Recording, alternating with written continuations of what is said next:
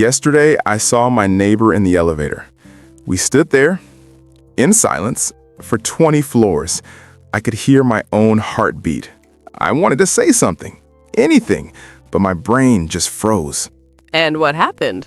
I said, "Nice weather," and it was raining. You told him you liked the rain while you were both soaking wet? Yes, and that, my friends, is why we need to talk about small talk, because I am clearly not a natural. But after today's video, neither of us will freeze again. Welcome back to Speak English with Alex. I'm Alex, and as you just saw, I have a superpower, turning an elevator ride into a social disaster. And I'm Sarah, the friend who will never let him forget it. But honestly, we've all been there. You see someone you sort of know, or a stranger smiles at you, and suddenly your brain goes blank. It's like all your English flies out the window. You forget even hello. Today, we're gonna fix that. We're going to learn how to make small talk, those little conversations that feel awkward, but can actually become the best part of your day. We'll share our own cringy stories, and more importantly, we'll give you simple, natural phrases that work in real life. No textbook robot talk. By the end of this video, you'll be able to walk into any elevator, any coffee shop, any party, and start a conversation like it's no big deal. Let's do this. But first, Sarah, I have to ask, what's your worst small talk disaster? Oh no, you're gonna make me share it? Yes, fair is fair. I showed mine. Okay, so a few months ago, I was at a friend's party. I didn't know many people. I was standing by the snack table, pretending to be very interested in the cheese. Classic party move. Suddenly, this guy walks up to me. He's holding a drink, he's smiling, and he says, "Hey, great party, right?" That's a perfect opener. I know, but my brain decided to go on vacation. I looked at him, and instead of saying something normal, I pointed at a bowl of olives and said, "I don't like these." You rejected olives instead of answering him? Yes, he looked so confused. He said, "Oh, okay, you don't like olives?"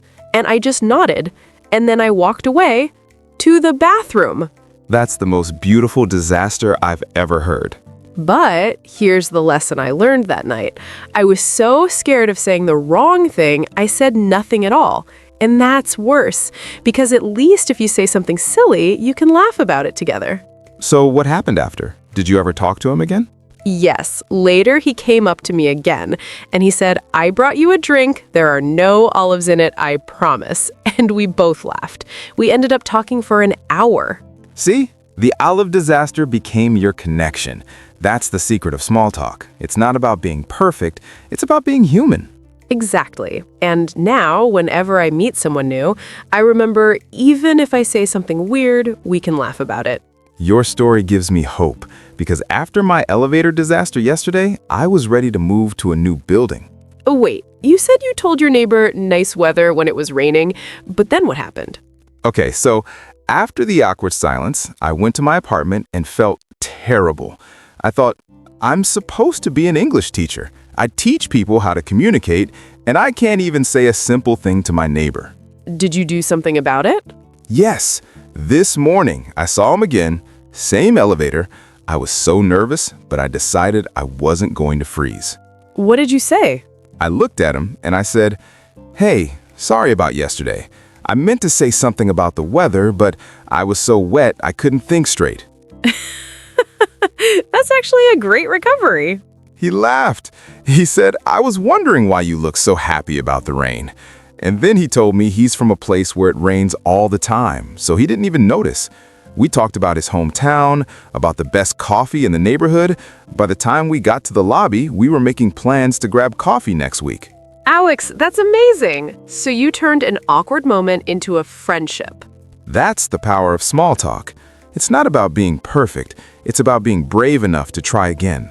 And being honest. You apologized for the awkwardness, and that made you real. Okay, let's take a moment to break down what we learned from our disasters, because our mistakes are actually the best teachers. Yes, let's give our learners 3 simple openers that work in almost any situation, and they're not the boring, nice weather ones. Opener number 1, the observation. Look around you. What's happening right now? At a party? Great music, right? At a coffee shop? That line is crazy today. In an elevator? This elevator takes forever, doesn't it? The key is to point to something you both experience. It's instant common ground. Opener number 2, the genuine compliment. People love sincere compliments. Not nice shoes, but something specific. I love your bag. Where did you get it? Or you really know how to pick a good coffee. I always get the wrong one. Compliments work because they make the other person feel good and they give them something easy to respond to. Opener number 3, the help request. This one is sneaky but so effective. Ask for a small favor. Do you know what time this place closes? Do you know if the train is running on time? What's good to order here? I'm new. When you ask for help, people almost always want to help you, and suddenly you're in a conversation. Let's practice these. Alex, give me an example of an observation opener. Wow, this cafe is really busy today. You must come here often. You look like you know what you're doing. See, that's natural. My turn. Compliment opener. I saw you reading that book earlier. I've been wanting to read it. Is it good? Perfect. Now, help request. Excuse me, I'm trying to order, but I don't know what to get. What do you recommend? So simple. And all of these can work in English or any language. Now, here's where most people fail. They start with a great opener, and then they stop. Yes, the number one mistake is asking a question, getting an answer, and then just nodding. The secret weapon of small talk is the follow-up question. It shows you're listening. It keeps the conversation alive. Let's practice. Alex, ask me an opener. That's a great coffee you have. Is it good? Yes, it's amazing. It's a vanilla latte. Oh, vanilla latte. I've never tried that. What makes it better than a regular latte? Now I have something to say. It's sweeter, but not too sweet, perfect for a rainy morning. And now I can follow up again. You're a coffee expert. Do you come here often? See how the conversation grows?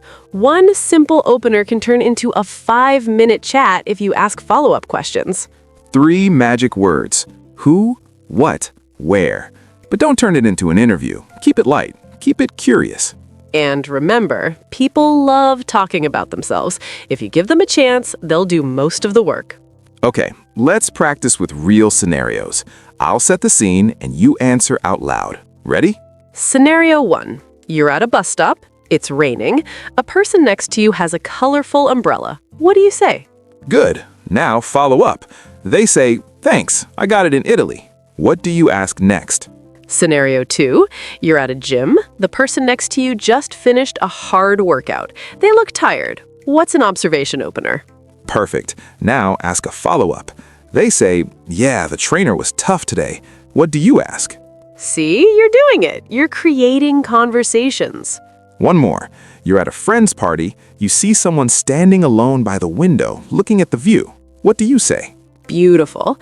Now, your challenge for the week, use one opener, just one, with a stranger or someone you don't know well. It can be in English or your own language. The goal is not to be perfect, it's to start. I want to tell you something. The neighbor I met in the elevator, the one I was so scared to talk to, we had coffee this morning, and he told me he moved to this city 3 months ago and doesn't know anyone. He's been feeling lonely, and he said my awkward comment about the rain made him smile. That's beautiful. All because I opened my mouth. All because I tried. Small talk is small in words, but big in impact. You never know who's waiting for someone to say something. So here's my challenge. This week, start one small conversation. It could be one sentence. I love your bag. This line is crazy. Do you know what time it is? It doesn't matter. Just start. And if it's awkward, laugh about it. If you freeze, try again the next day. Every conversation is practice. If this video helped you feel a little braver, please subscribe. Click that button. Join our community of people who are learning to connect. And leave a comment. What's one opener you're going to try this week? We'll read them and cheer you on. Share this with someone who freezes in elevators. Trust me, they need it. Next week, we have something special. Next week, how to talk about your job without sounding like a robot, because we all hate that question too. Yes, I already have stories. Until next time, my friend, be brave, be curious, and remember, every expert was once a beginner who kept showing up. Keep talking, keep connecting. You've got this. Bye-bye.